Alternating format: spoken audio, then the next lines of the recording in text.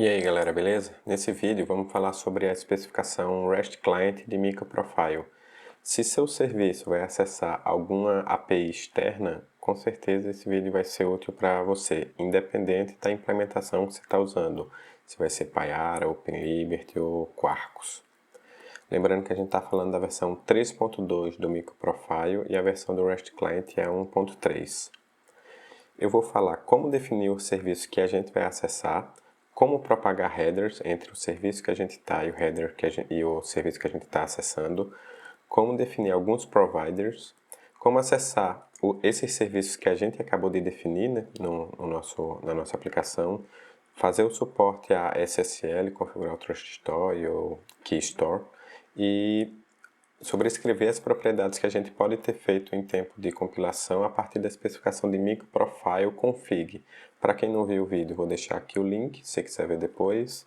E também vou falar sobre a parte de tolerância à falha aqui no REST Client. Vamos lá, o que é essa especificação? Ela provê uma maneira muito simples de a gente acessar os serviços REST.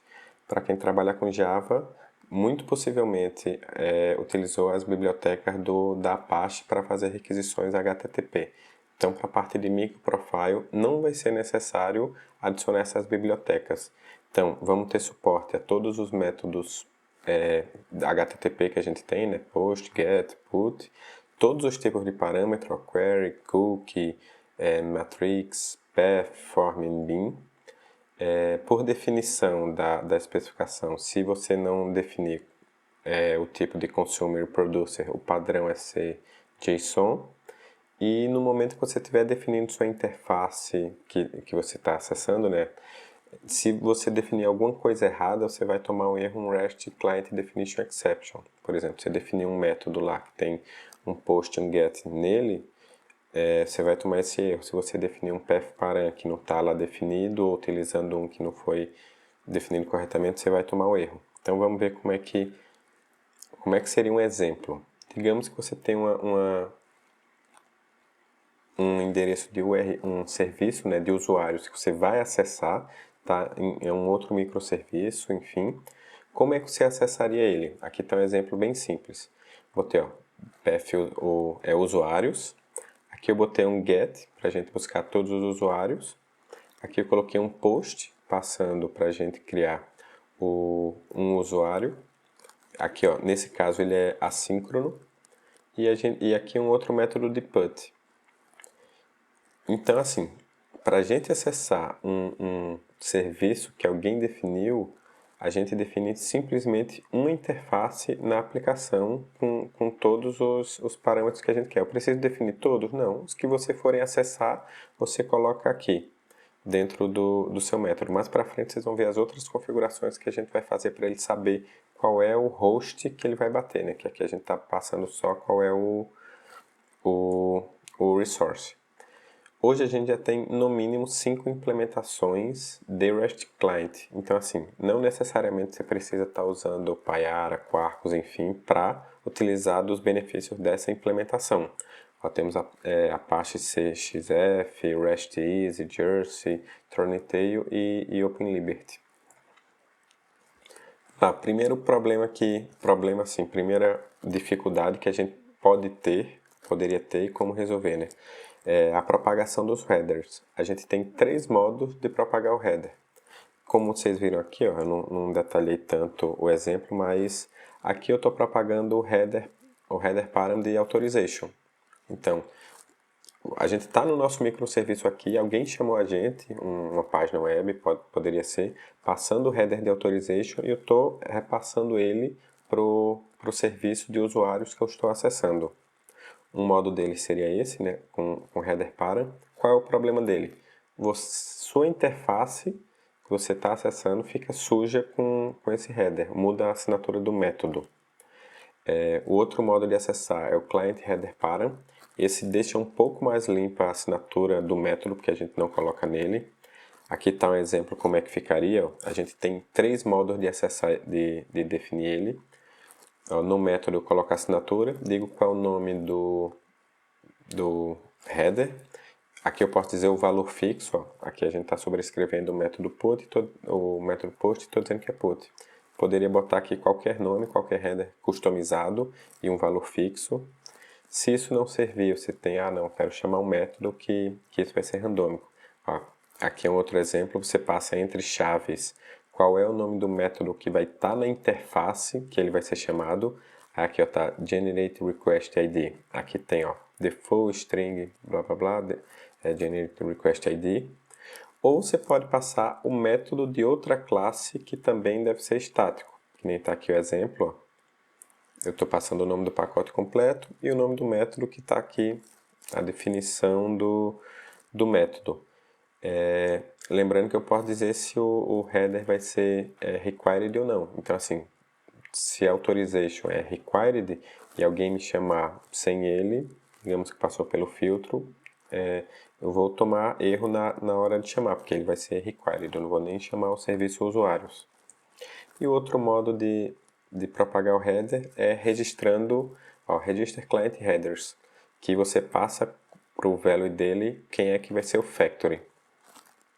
As implementações de MicroProfile já vão prover um factory default. Esse default client headers factory imp. O que é que ele faz? Ele pega quais são os headers de entrada que você definir aí, por exemplo, no header param, no client header param, e passa para a saída simplesmente. Você pode definir por arquivo lá na configuração do teu projeto quais são os headers que você quer que ele propague também. Aí você fala, não, authorization sempre tem que propagar, ou então, tem um outro aqui que eu não quero que propague. Digamos que é um usuário e senha que você está passando lá e fala, não quero que propague, então você não coloca lá. Aqui está como é que é a interface, né? Você recebe quais são os incoming headers e quais são os outcoming. Outra interface bem importante, a anotação bem importante é a parte de provider. Você pode definir provider para quando você fizer as requisições, eles interceptarem suas chamadas. A gente tem o Client Response Request Filter. Então, toda vez que você fizer, ele vai filtrar, né, tipo um servlet da vida. Temos o Message Body Reader and Writer.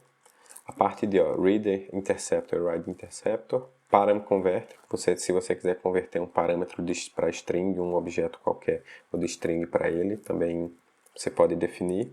E um bem importante aqui que é o Response Exception Mapper. Então, assim, se você quiser fazer qualquer uma das implementações desses providers, você anota com essa anotação, provider, e você implementa a interface que você quiser. Eles podem ser registrados programaticamente também. Eu vou mostrar mais para frente como fazer isso, pegando um builder. Mas se não, vou estar usando ali CDI e tal, você pode usar, só anotar com @provider. Todas as implementações de MicroProfile vão ter alguns providers padrões. A parte do JSON-P e do JSON-B, para trabalhar com JSON. A parte de Message Body Readers and Writers, para transformar lá, você tem um long, transformar em string, coisa assim. E vai ter um Response Exception Mapper também, padrão para isso. Para erros acima de 400, ele é maior ou igual a 400 do HTTP status, ele vai lançar por exemplo, um Web Application Exception, se não me engano. E tem uma propriedade lá para o MicroProfile Config, se você quiser desabilitar esse Exception Mapper, que vem por padrão, é só você colocar ela para false, ou para true, né? Disable, você coloca ela para true. Vamos lá, a gente definiu aquele serviço de usuários e agora eu quero acessar ele. Como é que a gente faz? A gente tem, no mínimo, 3 maneiras diferentes. Uma delas é a gente criar com builder, digamos que você não está usando o CDI, você acessa o REST Client Builder, .new builder, aí aqui você define qual é que é a base daquele /usuários, então digamos que em quarkus.io.api.v1, quando a gente chamar aqui o usuário Resource Client, ele vai bater num /usuários aqui no final. A gente teria um builder como se fosse para um URL padrão, né? Tipo aqui, digamos, que a gente tem várias APIs do Quarkus. Se você quiser construir a de usuários, seria assim. Você pode reaproveitar para construir digamos que tem de projetos. Você mudaria simplesmente a parte do build com a outra interface que você criou. Um outro modo, se você estiver usando o CDI, não quer usar anotação, é acessar a classe aqui, ó, cdi.current, você coloca aqui o select literal e pronto, você vai ter também o client. Mas você normalmente vai usar CDI, pelo menos todos os projetos que eu tenho visto a gente está usando CDI. Você é só anotar ó, com inject, mas tem que botar uma anotaçãozinha aqui a mais, que ó, é a @REST_CLIENT. Então, só relembrando, esse é o REST que a gente tinha utilizado de exemplo. E como é que você configura a parte do suporte a SSL. Digamos que a gente está com o REST Build, ou usando o padrão de Builder, né? Você pode chamar o método TrustStore, passando qual é que é o TrustStore. Se você não configurar ele, ele vai utilizar o padrão que tiver na sua JVM. Isso aqui é para você, você está acessando um servidor e ele está com SSL habilitado, você cadastra o teu certificado aqui e se alguém tentar interceptar, se fingir que é ele tem que estar com o certificado também lá cadastrado. Assim, ele vai ter que ter roubado o certificado também. A parte do keystore, aqui ó, também é só configurar com keystore, você passa qual é que é o endereço e o password para ele acessar. Isso aqui normalmente é quando você vai enviar um certificado para fazer a requisição. E hostname verifier. Você pode configurar quais são os hostname que você vai acessar, vai permitir requisições. Então, beleza, assim, a gente já configurou o SSL, configurou a parte do REST Client. Programaticamente, tudo pode estar lá no seu código, mas se você quiser sobrescrever, para quem viu o vídeo de Microprofile Config, o REST Client tem integração direta com ele, tem dependência direta com ele.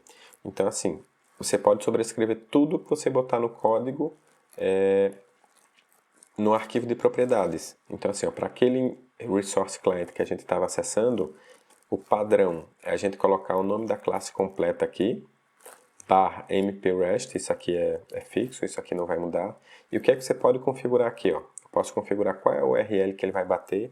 Então, em vez de você utilizar o builder aqui, quando você faz essa injeção aqui, como é que ele sabe qual é que é a URL, já que eu não defini... Cadê?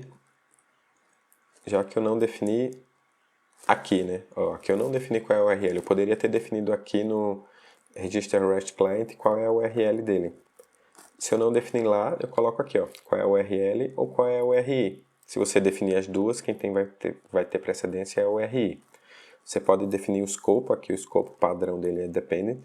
Você pode sobrescrever quais são os providers deste REST Client, ó, você passa uma lista aqui do quais são os providers. Você pode mudar a prioridade de cada um dos providers aqui na lista. Connect timeout, o tempo em milissegundos que ele vai demorar que ele vai esperar para fazer a conexão. Read timeout, que seria o timeout que você vai esperar a resposta do servidor. E assim, não, eu não quero... Pô, se eu tenho três interfaces diferentes, uma para usuários, uma para projetos que não comentei, eu vou ter que ficar replicando, por exemplo, algumas propriedades aqui, eu quero que tudo seja o mesmo. O que é que você consegue fazer? Você consegue criar uma chave para ele, o config key, que nem se fosse aqui na anotação, aqui também ó, no Register Client, eu consigo definir qual é o config key dele. Aqui no exemplo eu coloquei a minha config key. Então, todo mundo que tiver, toda a interface que tiver registrado com minha config key, ele vai pegar essa URL aqui. Eu sobrescrevi tudo de uma vez. E a parte do SSL, como a gente viu programaticamente, eu também consigo definir tudo aqui no arquivo de propriedades. Ó, TrustStore, o password, qual é o tipo, aqui é o tipo padrão JKS. Hostname verifier, aqui copiei e colei, ficou errado. E também quem é o keystore. Perceba que no keystore e no TrustStore eu posso botar tanto arquivos que estão no class path da sua aplicação, quanto arquivos que estão no sistema operacional. Só você escolher aqui qual dos dois você vai querer utilizar. A parte de tolerância à falha, que eu ainda vou explicar no vídeo, se der tudo certo, da semana que vem, você também pode fazer as anotações dentro do seu REST Client. Eu quero utilizar um circuit breaker. Eu tentei fazer alguma requisição lá no serviço, está indisponível para não ficar tô tomando timeout, ele está demorando para responder, enfim. Eu quero fechar o circuito e não mandar requisições durante um tempo. Você vai utilizar a anotação do circuit breaker. Eu quero fazer um retry, tomei erro, quero tentar mais 3 vezes. É só anotar com @retry. Se vocês quiserem detalhes sobre essas anotações para usar no REST Client, isso vai ficar para o próximo vídeo que eu devo fazer semana que vem. Então é isso, galera. Se vocês quiserem ver o código que eu mostrei aqui, ele está no Git. Se vocês quiserem ajudar o canal, dá um like, compartilha aí e siga para saber mais novidades do MicroProfile. Eu vou estar falando sobre as evoluções da versão. Esse mês deve lançar a versão 3.3 de MicroProfile. E estou lançando os vídeos de Quarkus também. Valeu!